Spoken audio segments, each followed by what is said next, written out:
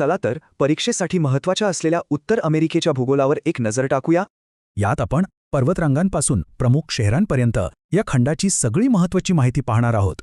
हा जगातला तिसरा सर्वात मोठा खंड आहे आणि याचा विस्तार खरंच खूप मोठा आहे. चला आधी या खंडाचा कणा असलेल्या मुख्य पर्वतरांगा पाहूया. याच तर भूगोल घडवतात.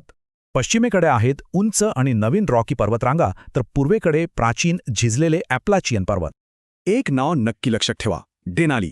हे आहे उत्तर अमेरिकेतील सर्वोच्च शिखर. उंची आहे तब्बल 20,310 फूट, म्हणजे सुमारे 6,190 मीटर्स.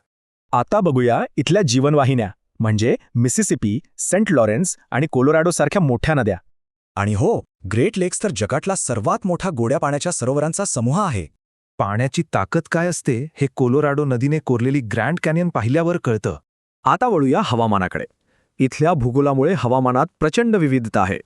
इथे उत्तरेला ध्रुवीय टुंड्रा आहे, तर दक्षिणेला उष्णकटिबंधीय हवामान सगळंच आहे.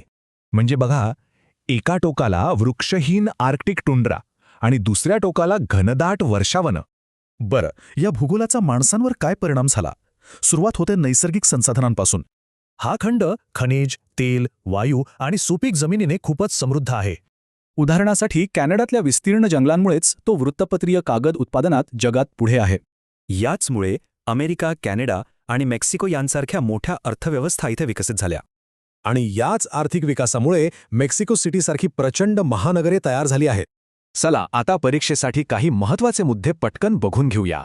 सर्वात लांब नदी प्रणाली कोणती? तर ती आहे मिसिसिपी मिसुरी नदी प्रणाली. इथली 3 मुख्य वाळवंट आहेत: चिवाहुआन, सोनोरन आणि मोजावे. आणि लक्षात ठेवा, प्रेरी प्रदेश सुपीक जमिनीमुळे जगाचं गव्हाचं कोठार म्हणून ओळखला जातो.